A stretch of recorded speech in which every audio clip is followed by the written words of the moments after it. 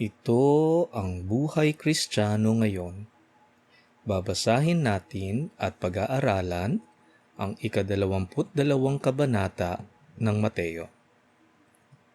Basahin natin. Ang talinghaga tungkol sa handaan sa kasal. Muling nagsalita sa kanila si Jesus sa pamamagitan ng talinghaga.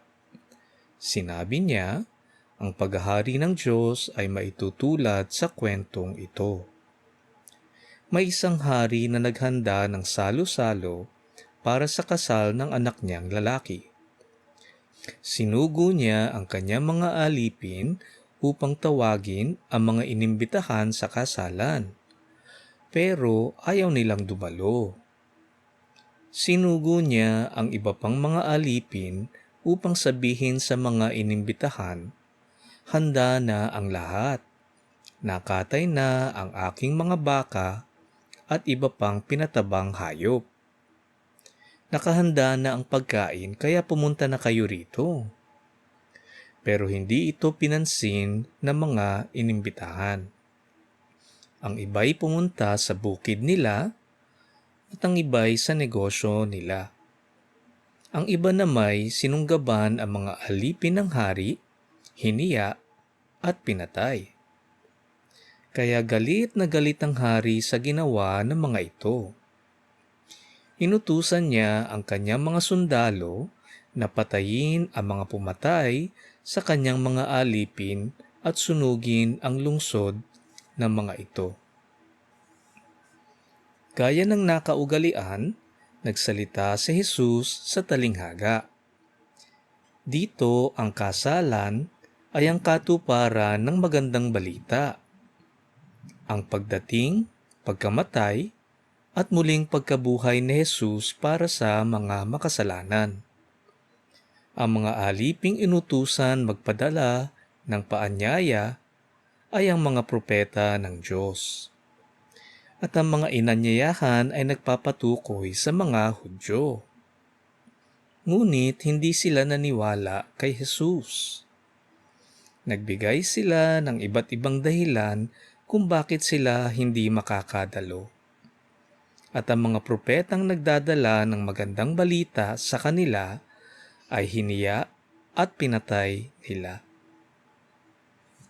Tulad ng talinghaga ng manghahasik, ang mga dahilan ng mga taong tanggihan ang paanyaya ay katulad ng mga tinik at damo na tinakpan ang sumibol na binhi para mamatay ito. Ang mga tinik at damo sa ating buhay ay kayamanan, kapangyarihan, katanyagan, kung minsan ay ating pamilya at mga mahal sa buhay, at iba pang makamundong hangarin. Ipinagpalit natin ang mga ito kaysa sa kaharian ng Diyos. Ito ang mga bagay na unti-unting nasisira, nabubulok at nawawala kahit ngayon pa lamang. At marami ang nalilinlang dito. Sa ating nabasa, napansin mo ba kapatid na napakasarap ng handaan sa kasal? Hindi ba't ito rin ang ating hinahabol sa lupa? Ngunit dito, makakamit lamang natin ito kung tatanggapin natin ang magandang balita. Hindi ba't ang lahat ng ito ay makukuha rin natin kasama ang buhay na walang hanggan? At ito ay nangangailangan ng pananampalataya at paniniwala kay Jesus. Malamang ay nakikita natin na kailangan nating talikuran ang makasalanang pamumuhay upang makamit ito. Di tayo handang daanan ang ganitong pagsubok. Totoong kailiit ng ating pananampalataya. Basahin natin. Pagkatapos, sinabi ng hari sa kanyang mga utusan, handa na ang salo-salo para sa kasal ng aking anak. Pero hindi karapat-dapat ang mga inimbitahan. Pumunta na lang kayo sa mga mataong lansangan at imbitahin ninyo ang lahat ng inyong makita. Pumunta nga sa mga lansangan ang mga alipin at inimbitahan ang lahat ng nakita nila, masama man o mabuti. Kaya napuno ng bisita ang pinagdarausan ng handaan. Nang pumasok ang hari upang tingnan ang mga bisita, nakita niya ang isang lalaking hindi nakasuot ng damit na para sa kasalan. Kaya tinanong niya ang lalaki, "Kaibigan, bakit pumasok ka rito nang hindi nakasuot ng damit na para sa kasalan?" Hindi nakasagot ang lalaki. Kaya sinabi ng hari sa kanyang mga utusan, "Talian ninyo ang mga kamay at paa niya at itapon sa dilim doon sa labas. Doon ay iiyak siya at mangangalit ang kanyang ngipin." Pagkatapos, sinabi ni Jesus, "Marami ang tinatawag ng Diyos na mapabilang sa kanyang kaharian, ngunit kakaunti ang pinili." Nang tanggihan ng Israel si Jesus bilang Mesiyas, iniutos ng Diyos Ama na ibigay ang magandang balita sa mga hentil.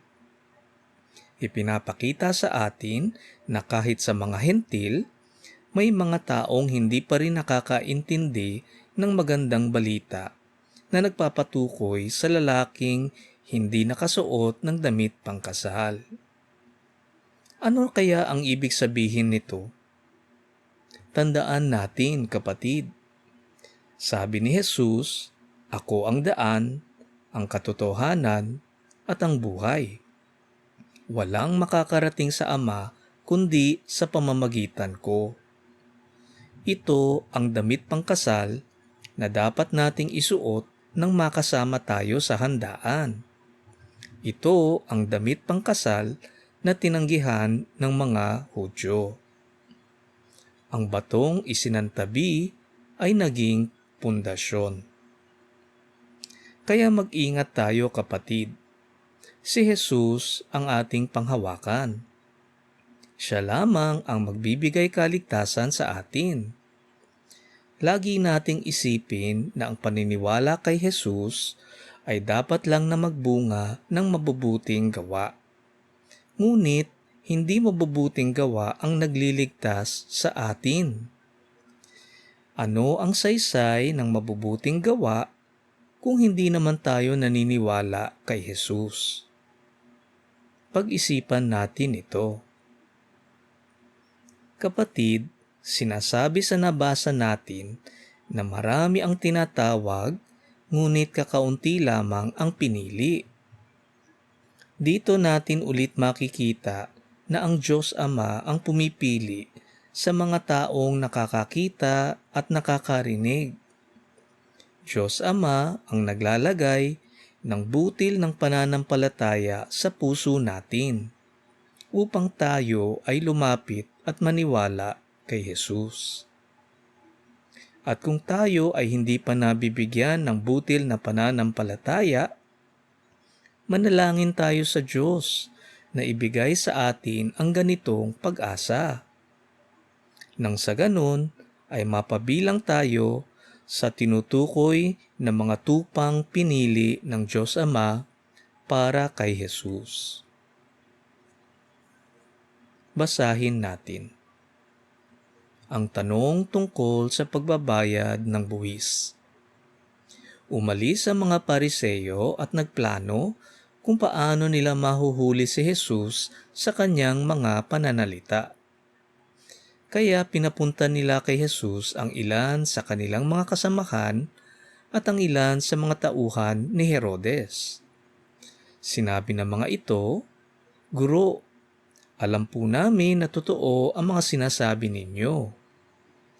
Itinuturo nyo ang katotohanan tungkol sa kalooban ng Diyos. Wala kayong pinapaboran dahil hindi kayo tumitingin sa katayuan ng tao. Ano sa palagay nyo? Tama po ba tayong mga Hudyo ay magbayad ng buwis sa emperador ng Roma o hindi? Pero alam ni Jesus ang masama nilang balak. Kaya sinabi nila, "Mga pakitang tao, bakit ninyo ako sinusubukang hulihin sa tanong na yan? Patingin nga ng perang ipinambabayad ng buwis." Iniabot nila sa kanya ang pera. Tinanong sila ni Jesus, "Kaninong muka at pangalan ang nakaukit sa pera?" Sumagot sila, "Sa emperador." Kaya sinabi ni Jesus sa kanila, "Kung ganon, ibigay ninyo sa emperador ang para sa emperador, at sa Diyos ang para sa Diyos." Namangha sila nang marinig ang sagot ni Jesus, kaya iniwan nila siya. Naghahanap ng paraan ang mga Pariseo para magkaroon sila ng ipapataw kay Jesus. At ang ginamit naman nila ngayon ay ang pagbabayad ng buwis sa mga Romano. At dito ay inulit ni Jesus ang kanyang itinuro noon, na ang mga sumusunod sa kanya ay sumusunod sa mga batas na umiiral para sa lahat.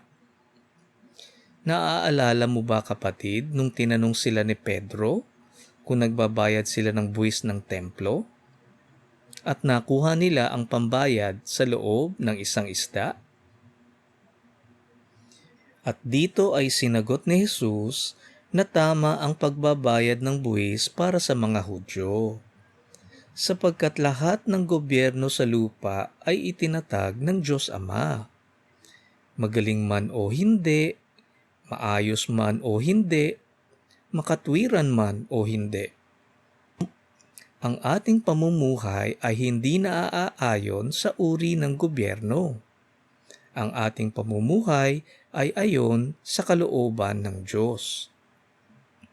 Tayo ang asin at ilaw ng mundo. Nang sa ganoon ay mabigyan kaluwalhatian ang ating Ama na nasa langit. Basahin natin ang tanong tungkol sa muling pagkabuhay. Nang araw ding yon, lumapit at nagtanong kay Jesus ang ilang mga Saduseyo, mga taong hindi naniniwala sa muling pagkabuhay. Sinabi nila, "Guro, sinabi ni Moises na kapag ang isang lalaki ay namatay na walang anak sa asawa niya, dapat pakasalan ng kanyang kapatid ang naiwan niyang asawa para magkaanak sila para sa kanya. Noon ay may 7 magkakapatid na lalaki rito sa amin. Nag-asawa ang panganay at namatay na walang anak. Kaya ang byuda ay napangasawa ng ikalawang kapatid. Pero namatay din siya na wala silang anak. Ganoon din ang nangyari sa ikatlo hanggang sa ika-7 kapatid. At kinalaunan, namatay din ang babae." Ituloy natin ang pagbabasa. Ngayon, sa araw ng muling pagkabuhay ng mga patay, sino po ba sa 7 ang magiging asawa ng babaeng yun? Dahil silang lahat ay napangasawa niya. Sumagot si Jesus, "Maling-mali kayo, dahil hindi ninyo nauunawaan ang kasulatan at ang kapangyarihan ng Diyos. Sapagkat sa muling pagkabuhay, hindi na sila mag-aasawa. Magiging tulad sila ng mga anghel sa langit. Tungkol naman sa muling pagkabuhay, hindi ba ninyo nabasa sa kasulatan ang sinabi ng Diyos sa inyo? Sinabi niya, 'Ako ang Diyos nila Abraham, Isaac at Jacob.' Hindi siya Diyos ng mga patay, kundi ng mga buhay." Nang marinig ito ng mga tao, namangha sila sa kanyang pagtuturo. Makikita natin dito ang isang halimbawa ng mga kuro-kuro ng tao sa mundo, ukol sa mga bagay na mangyayari sa langit.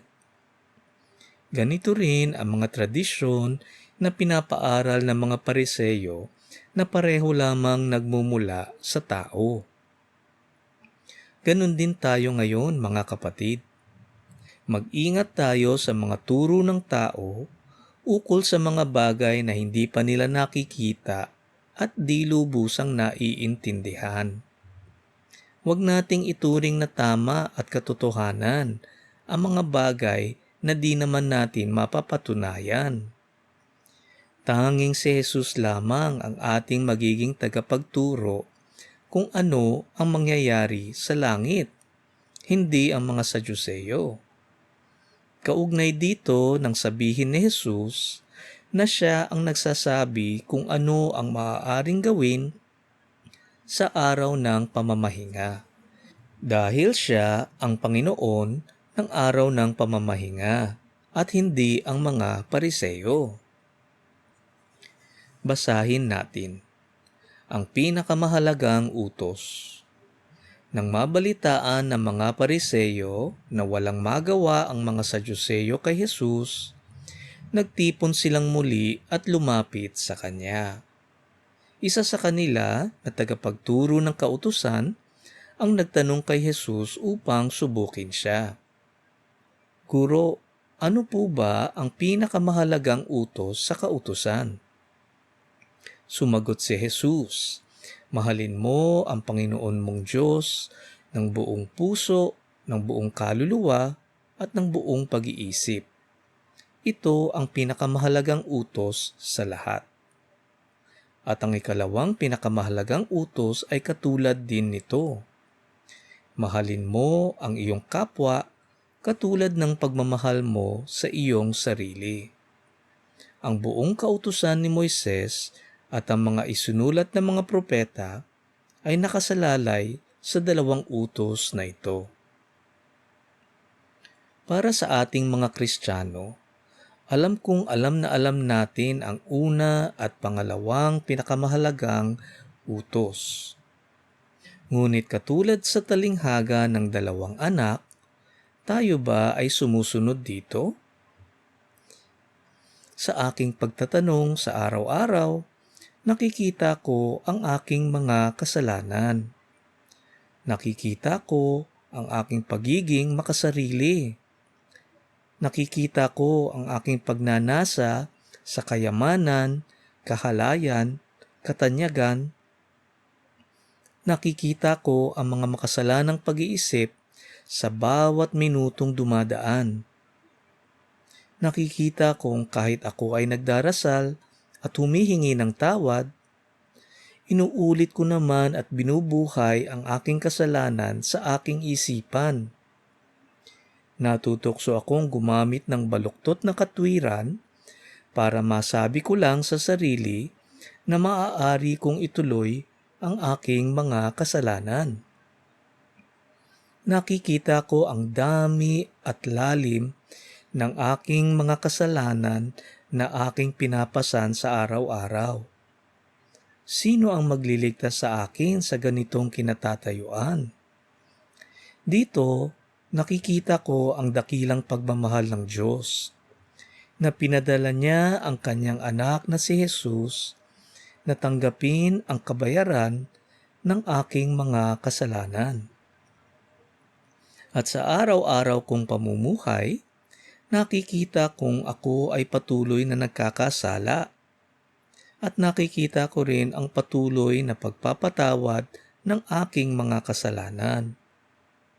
Hindi nauubos na awa. Ngunit kailangan kong tanungin ang sarili kung inaabuso ko ba ang awang ibinibigay sa akin.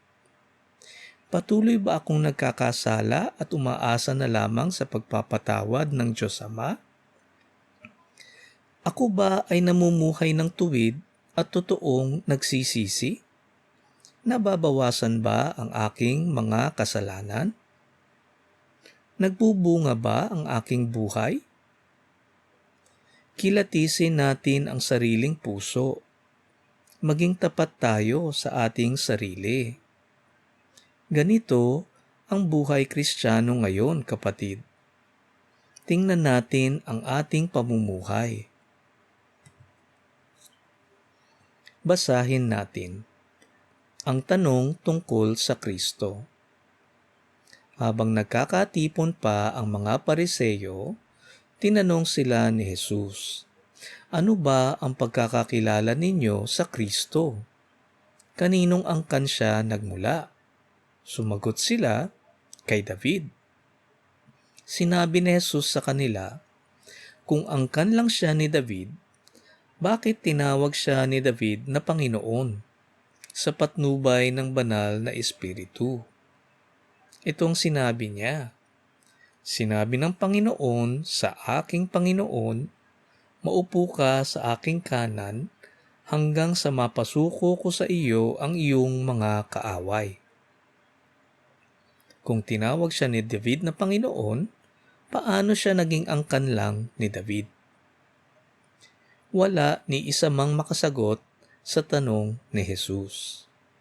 Mula noon, wala nang nangahas na magtanong sa kanya. Katulad ng ginawa ng mga Saduseyo kanina, tinangkarin ng mga Pariseyo na ipakita sa tao na mali si Jesus. At ginamit ni Jesus ang salita ng Diyos upang ipakita sa mga Pariseyo ang kamalian sa kanilang pagkakaintindi sa salita ng Diyos. Sa ating buhay Kristiyano ngayon, may mga pagkakataong mali rin ang intindi natin sa ating pagbasa ng salita ng Diyos. Napakaraming pag-uusap at pagtatalo ang nangyayari sa pagitan ng mga naniniwala at hindi naniniwala. Tanggapin natin na hindi natin lubos na naiintindihan ang salita ng Diyos. Kaya naman, kailangan nating gumamit ng mga salitang puno ng pagmamahal, puno ng paghinahon, at puno ng pangunawa. Hindi natin kasi masasabi kung ang ating pagkakaintindi ay laging tama, at kung paminsan pa ay napatunayang mali. Umiwas lamang tayo na ang ating pag-uusap at pagtatalo ay nauuwi sa nagiging tagisan ng talino para itaas ang sarili laban sa iba. Ang pag-uusap at pagtatalo ay dapat maging pag-aaral nang sa ganun ay mabiyayaan tayong lahat ng karagdagang kaalaman at tamang pagintindi sa salita at kalooban ng Diyos. Manalangin tayo. Diyos Ama, buksan ninyo ang aming puso at isipan at tulungan mo kaming maintindihan at isabuhay ang aming napag-aralan ngayon. Nananalangin kami sa ngalan ni Jesus. Amen. Dito nagtatapos ang ating pag-aaral sa 22 kabanata ng Mateo. Ugaliin natin ang pagbabasa ng salita ng Diyos. Nandito ang mga salitang nagbibigay ng buhay na walang hanggan. Ito ang buhay Kristiyano ngayon.